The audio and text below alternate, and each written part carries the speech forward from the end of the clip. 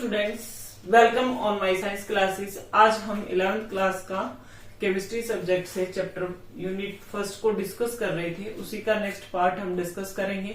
हम कुछ सॉल्यूशन की टर्म्स पढ़ रहे थे, तो कुछ हम कर चुके हैं, जैसे कि मोलैरिटी, मोल्स, ये सब हम कर चुके हैं।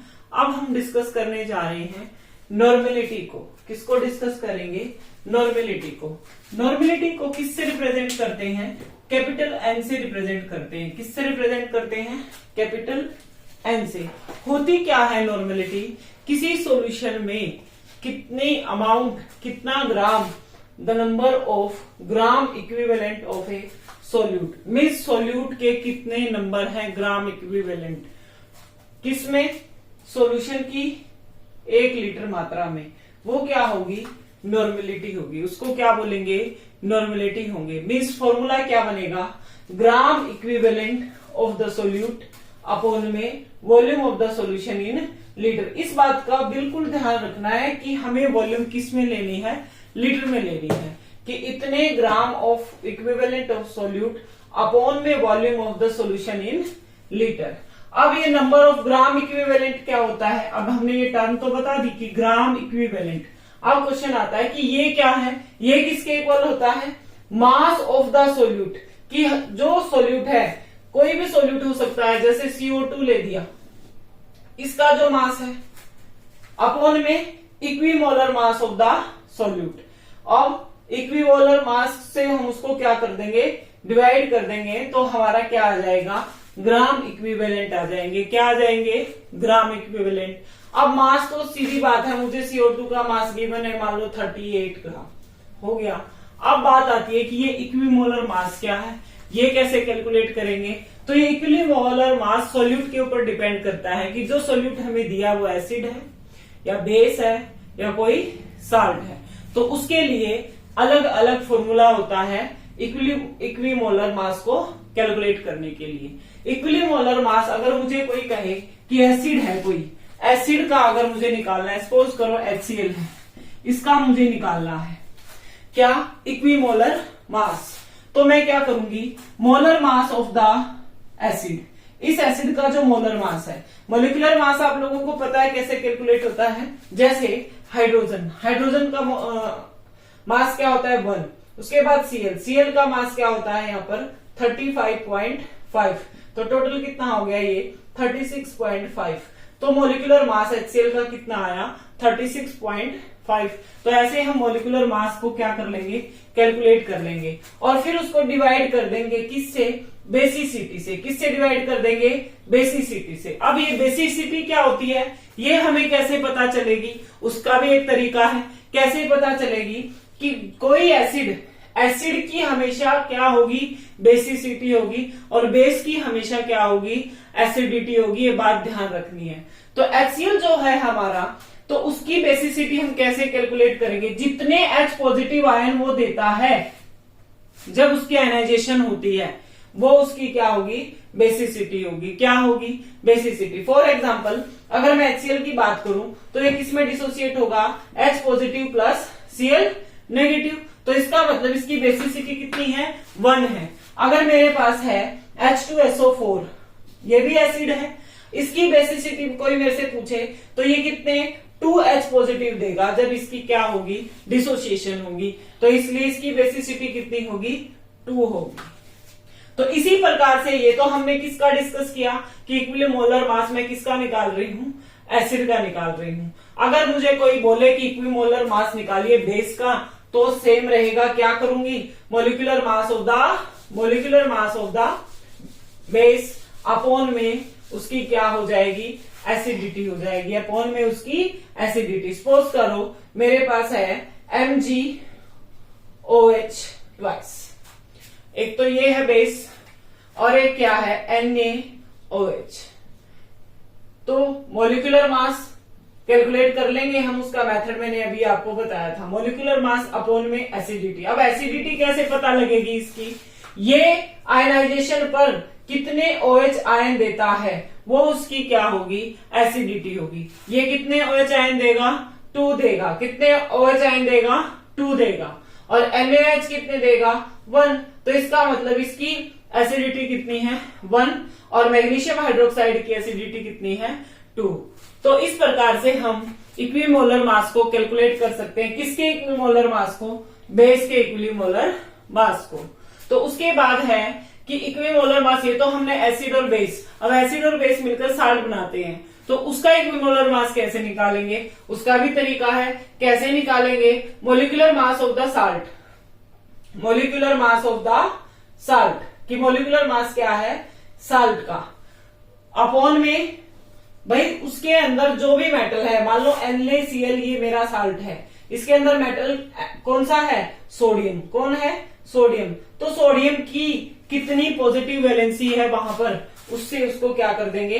डिवाइड करेंगे। तो यहाँ पॉजिटिव वैलेंसी कितनी है? +1 है, तो उससे क्या कर देंगे? उसको डिवाइड कर देंगे। तो ये इस प्रकार से हम किसी भी सॉल्यूशन की नॉर्मेलिटी कैलकुलेट कर सकते हैं। उसके लिए अलग अलग फॉर्मूले यूज होते हैं, जिसको हमने बहुत अच्छे से क्या किया है? डिस्कस किया है। इसके बाद हम इसके बेस पर न्यूमेरिकल्स भी प्रैक्टिस करेंगे, जो कि अगली वीडियो में होगा। तो आगे टॉपिक कंटिन्यू करने से पहले स्टूडेंट्स चैनल को एक बार सब्सक्राइब करें, और अगर वीडियो पसंद आती है तो वीडियो को जरूर लाइक करें और मेरे चैनल को सपोर्ट करें। वीडियो को ज्यादा से ज्यादा शेयर करें। तो स्टूडेंट्स आगे हम अपने टॉपिक को कंटिन्यू करते हैं। आगे ये हम नॉर्मेलिटी क्या कर चुके हैं? कंप्लीट कर चुके हैं। अब नेक्स्ट जो हमारी टर्म है वो क्या है? Mole fraction. वो क्या है? Mole fraction. मोल फ्रैक्शन के अंदर ज्यादातर क्या होता है भाई? 2 कंपोनेंट होते हैं। कितने कंपोनेंट होते हैं? 2 कंपोनेंट के बीच में ही हमेशा हम क्या कैलकुलेट करते हैं? मोल फ्रैक्शन को कैलकुलेट करते हैं। हम किसकी बात कर रहे हैं? मोल फ्रैक्शन की। तो मोल फ्रैक्शन में क्या होगा? अगर मुझे किसी का मोल फ्रैक्शन निकालना है तो हमेशा क्या होगा? The number of one component particles, the number of moles of first A component is divided by total number of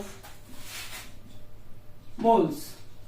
For example, मैंने 2 कंपोनेंट लिए X1 और X2।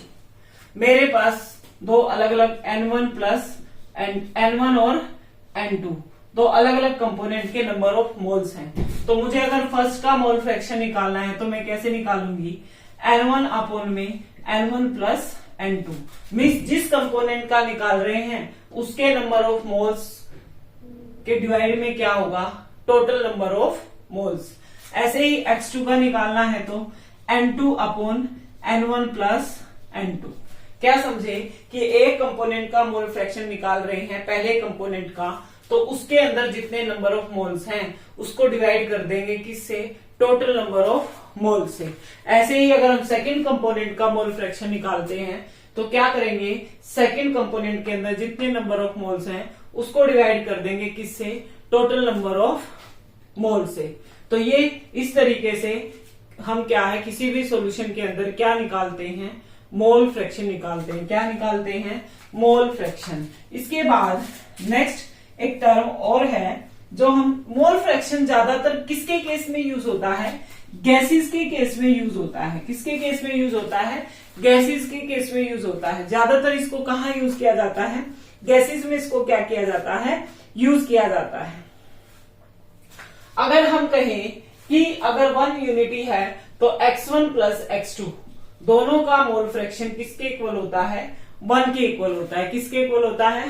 1 के इक्वल होता है अगर कांस्टेंट वैल्यू की बात की जाए तो ये हमने मोल फ्रैक्शन को डिस्कस किया। उसके बाद है next term part per million. ये वो टर्म है जिसके अंदर हम जब हमारा कोई भी सॉल्यूशन के अंदर कोई कंपोनेंट बहुत ही कम अमाउंट में है, बहुत ज्यादा कम अमाउंट में है, तब हम इस यूनिट को क्या करते हैं, इस टर्म को यूज करते हैं उसकी मेजरमेंट के लिए। आपको नाम से ही थोड़ा सा पता लग रहा होगा, पार्ट पर मिलियन मीन्स कितनी छोटी वो क्या है, वैल्यू है। इसको हम डिनोट करते हैं पीपीएम, इसको हम डिनोट करते हैं पीपीएम से। इसको हम किससे डिनोट करते हैं, पीपीएम से।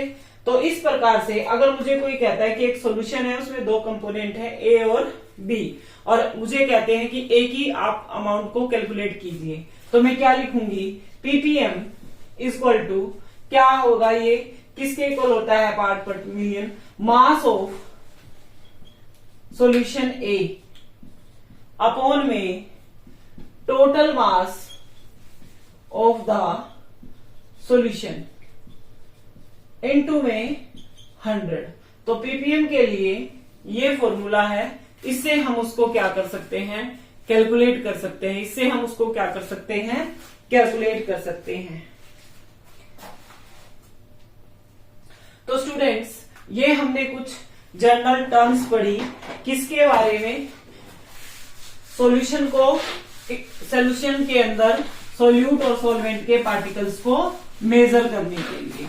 तो अब जो हम पहले डिस्कस कर चुके हैं, मोलैरिटी और नॉर्मेलिटी, उनके लिए स्पेसिफिक इक्वेशंस होती हैं, उन इक्वेशंस को भी हम क्या करेंगे, डिस्कस करेंगे। तो अगर हम सबसे पहले बात करें मोलैरिटी की इक्वेशन की, मोलैरिटी इक्वेशन क्या होती है, मीन्स हमारे पास कोई सॉल्यूशन था, उसकी मोलैरिटी थी m1, कब, जब उसकी वॉल्यूम क्या थी, v1 थी। अब मैंने उसके अंदर कोई एक पार्ट क्या कर दिया, ऐड कर दिया, क्या कर दिया, ऐड कर दिया, मैंने उस सॉल्यूशन की वॉल्यूम को बढ़ा दिया। जब मैंने सॉल्यूशन की वॉल्यूम को बढ़ाया तो वो क्या हो गई, v2, तो उसकी मोलैरिटी भी क्या हो जाएगी, m2, क्या हो जाएगी, m2। लेकिन क्या होगा, जो हमारे क्या है, नंबर ऑफ मोल्स है, नंबर ऑफ मोल्स वो क्या रहेंगे, सेम रहेंगे, क्या रहेंगे, सेम रहेंगे। और जो इक्वेशन बनेगी वो क्या बनेगी, m1 into v1 equal to m2 into v2। क्यों कहा ऐसा, क्योंकि जो हमारे क्या है, नंबर ऑफ मोल्स हैं, वो क्या है इसके अंदर, सॉल्यूशन के अंदर, वो हमेशा क्या रहते हैं, सेम रहते हैं, क्या रहते हैं, सेम रहते हैं। तो ये हमारी क्या है, मोलैरिटी इक्वेशन है, ये क्या है, मोलैरिटी इक्वेशन। अब सेकंड हम डिस्कस करने वाले हैं नॉर्मेलिटी इक्वेशन। क्या, नॉर्मेलिटी इक्वेशन। नॉर्मेलिटी को आपको पता है, हम डिनोट करते हैं कैपिटल N से। सपोज करो हमारा कोई सॉल्यूशन है जिसकी वॉल्यूम है V, तो उसकी नॉर्मेलिटी क्या होगी, N1।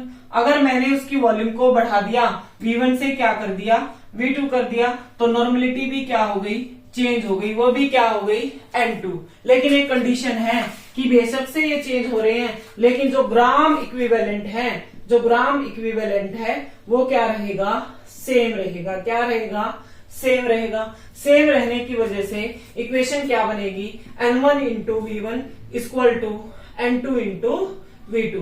तो ये हमारी क्या हो गई, नॉर्मेलिटी को कैलकुलेट करने की क्या बन गई, इक्वेशंस बन गई, क्या बन गई, इक्वेशन बन गई।